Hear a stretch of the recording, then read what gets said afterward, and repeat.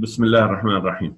The question from yesterday was the new discoveries that I talked about throughout the month of Ramadan in the series, especially the new methodology. The question was, how come we did not know about these things for 1400 years? And this is a very relevant question. So let me deal with a couple of points. I discussed the issue yesterday, but let me deal with a couple of points. First, let me repeat what I said a little bit yesterday, or a brief summary. The summary was that the earliest tafsir we had goes back to the year 300, approximately 300 Hijrah. And again, please remember this date. This is extremely important. 300 Hijrah, that means approximately 3 centuries after the death of the Prophet ﷺ. So this is the first written tafsir we have, the first complete written tafsir. There are fragments written here and there before, and we can't call them really tafsir. So what happened to tafsir before that? What were people doing before that in the first 3 centuries? Especially after things started getting to be a little bit politically stable after the year 50 Hijrah. So as you know, there were 4 caliphs, right? There was Abu Bakr, and then Omar, and then Uthman, and then Ali. And then at the death of Ali, when he was assassinated, Muawiyah transferred the Khilafah to Damascus, and then approximately 41 or 42 Hijri, and then it started to be a kingdom type of thing that's inherited from father to son. And that lasted approximately 90 plus years, and then it was transferred to another group, from the Umayyad to the Abbasid. So during all of that time, until 150 years into the second dynasty, which is the Abbasid dynasty, everything was oral. So how did they do tafsir? And why did the enterprise of tafsir become formalized? How did it become formalized? It became formalized because people in general did not really have a lot of entertainment, and mosques or masajid were the primary gatherings, and these gatherings were encouraged by the state because it was an outlet for public media, for public influence, and therefore the state moved to control the speakers in these masajid, literally. If you say something that the state did not like, you risk possibly losing your head. This is not an exaggeration. The other thing is, until about 180 Hijrah approximately, or 170 Hijrah, meaning about 15 years, 20 years into the Abbasid dynasty, which is the second dynasty, publishing wasn't really encouraged by the state. Around 170 Hijrah, which means 20 years into the Abbasid dynasty, the second dynasty, there was a man called Abu Ja'far al-Mansur, who was the Khalifa, and he made a public policy, an official policy, to start formalizing the publishing industry. So he encouraged a lot of so-called learning, and he encouraged a lot of official publishing, and he took on the first effort to start gathering the hadith, and he also pushed for the first documentation of the seerah of the Prophet ﷺ. So we don't have any seerah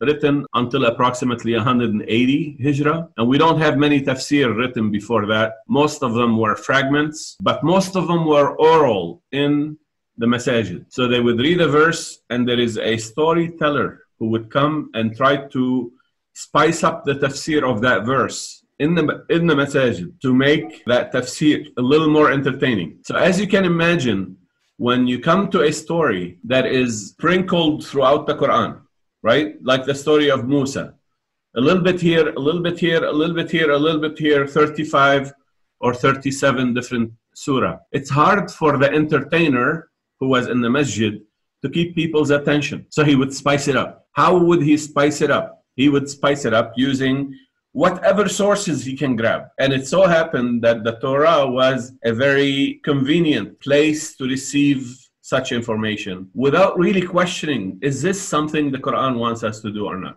His primary interest, that storyteller, that tafsir guy who was doing tafsir in the masjid, his primary interest was to keep people interested and to say something that was neutral to the state. In other words, that would be satisfactory to the state. So for example, when he talks about Fir'aun and the oppressiveness of Fir'aun and the techniques that Pharaoh used in the process of preserving his rule and his autocracy over people. He cannot talk about these things. So he has to talk about the fun things as part of the story of Pharaoh.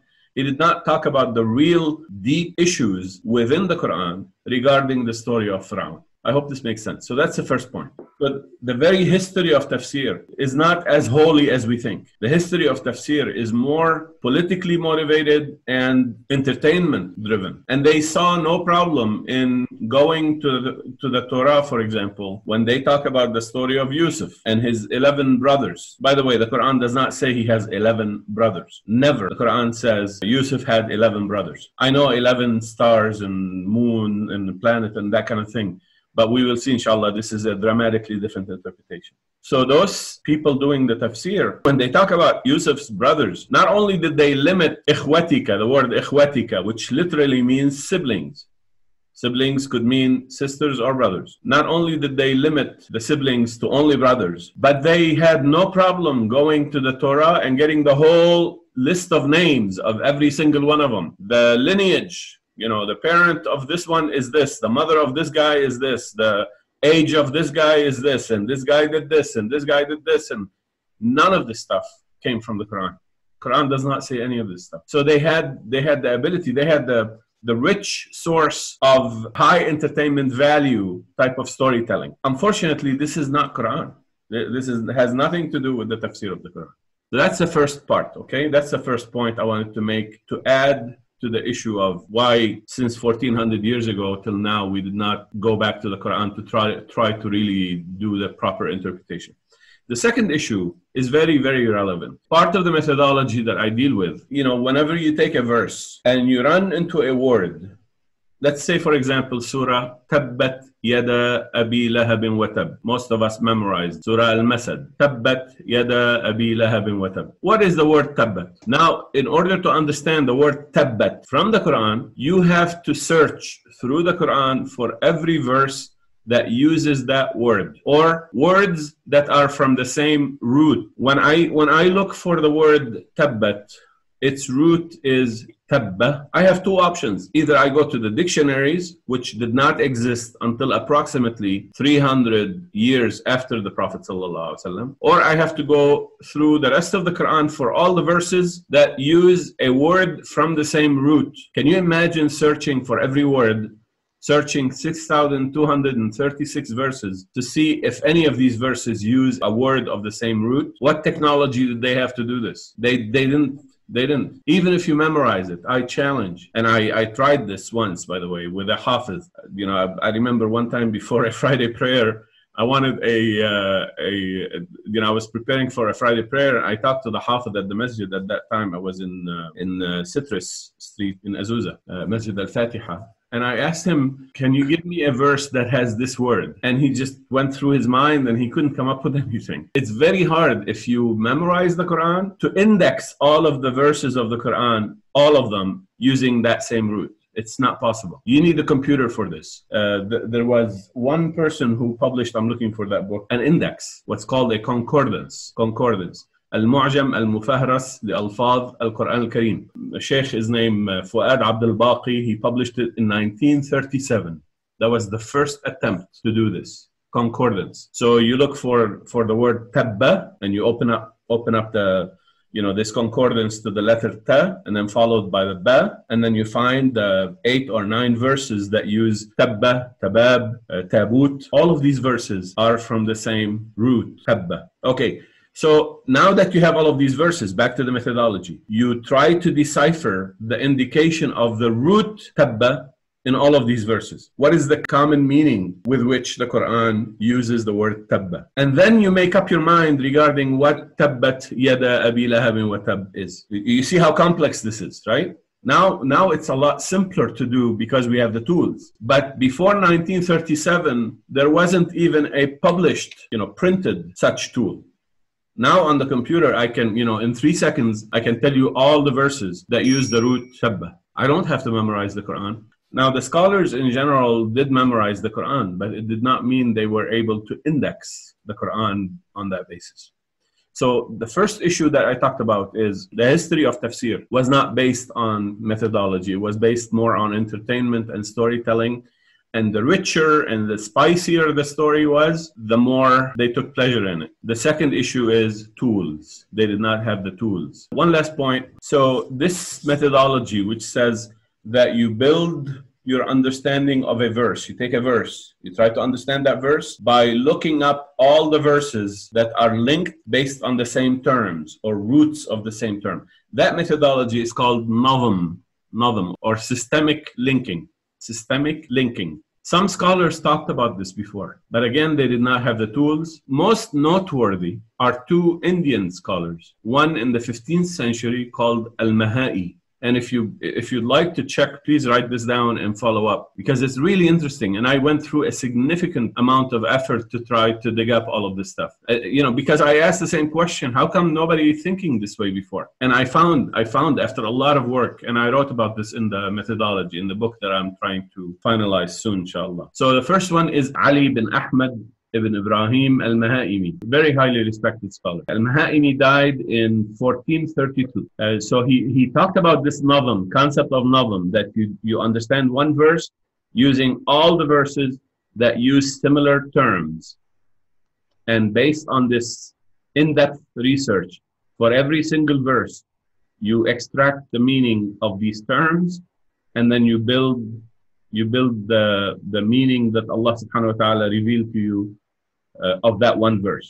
So he developed the methodology, but he made two mistakes. He uncovered the concept of nadm, which is great and fantastic, but he also allowed that we take from the Torah, and he also allowed that we interpret words using the dictionaries of the Arabic language. And those are mistakes.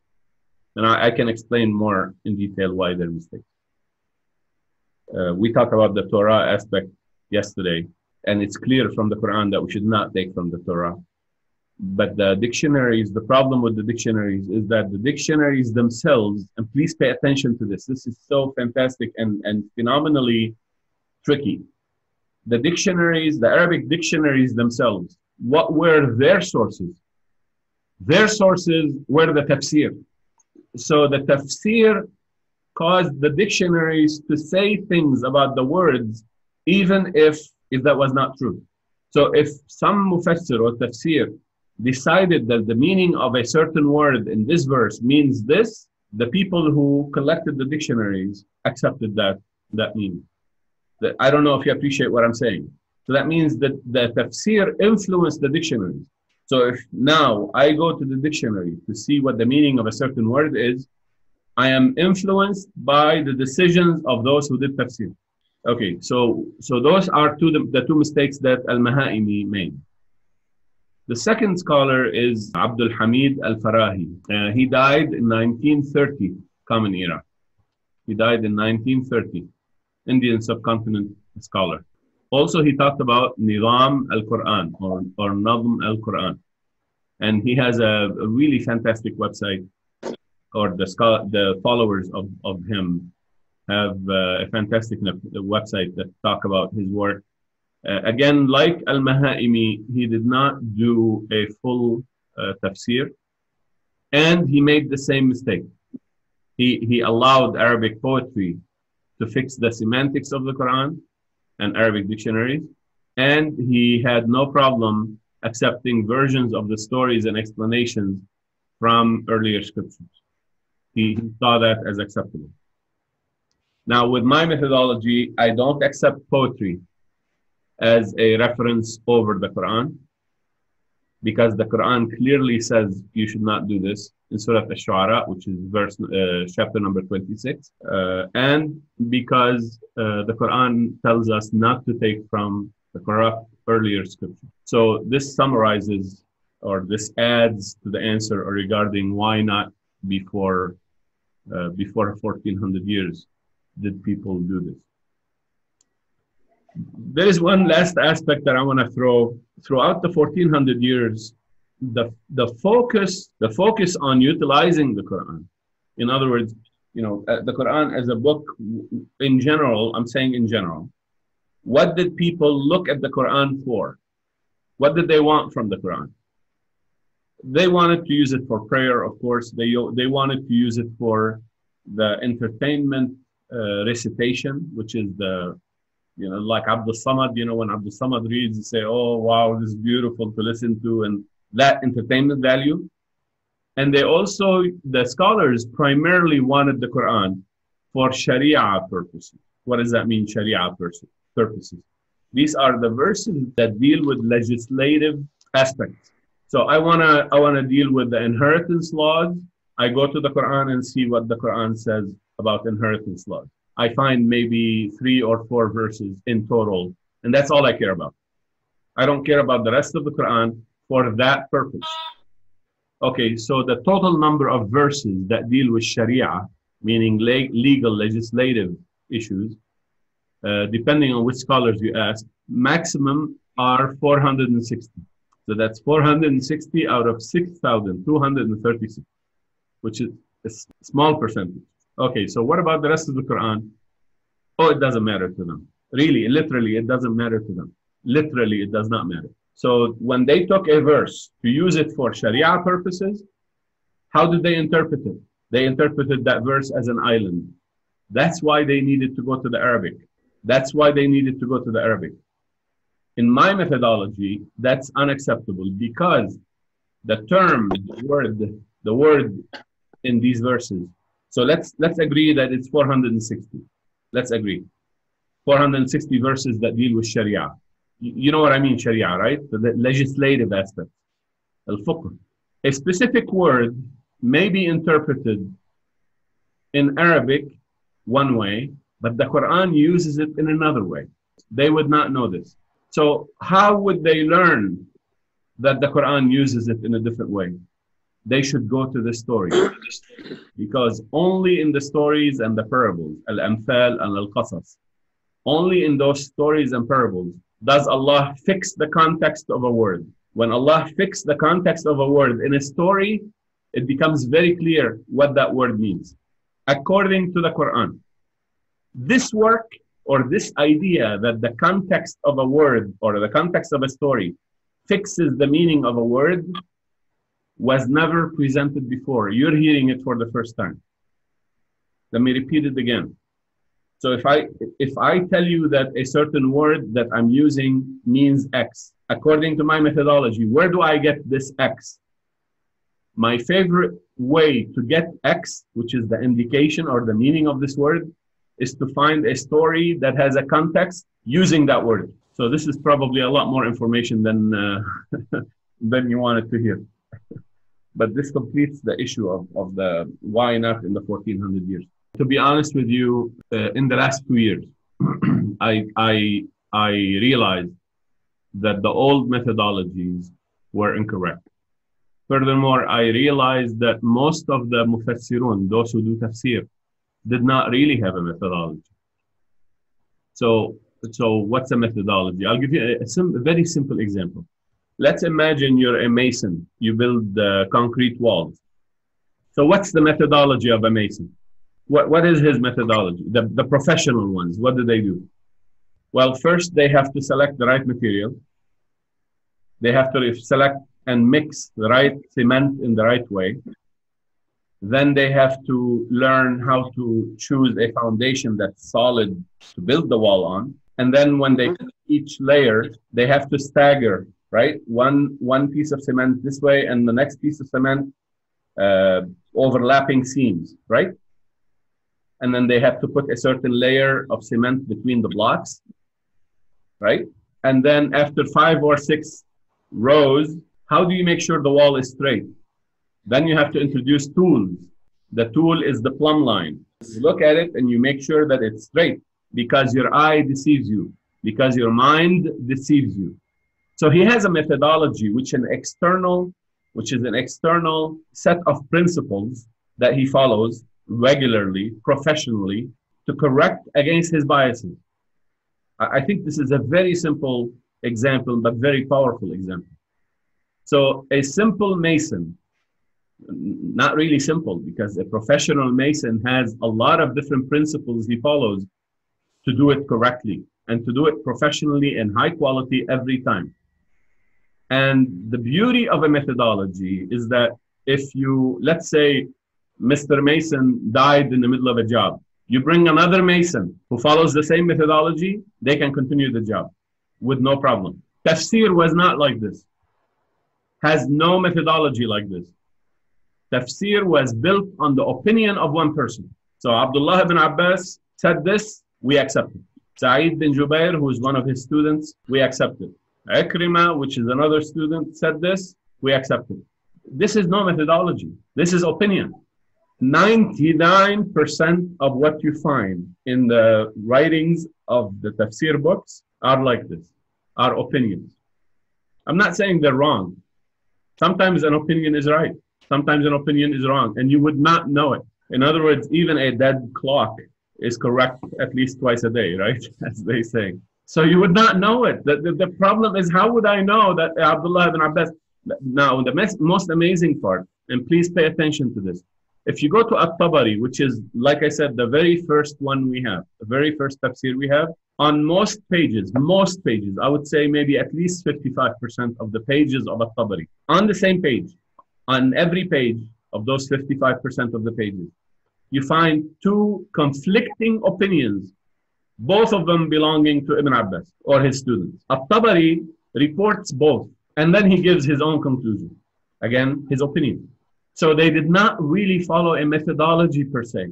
I simply asked the question, I want to teach this to my kids, to my children. I want to teach this to good students who are asking me. What do I teach them? Do I teach them to just simply open these books and take from them, regurgitate or repeat or iterate what these books said?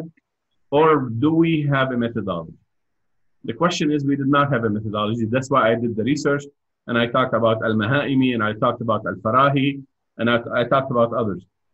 And then I asked another question. If we have a methodology, where should the methodology come from? Which meant that I had to ask, is the Quran a book like any other book? Okay, you understand my question, right?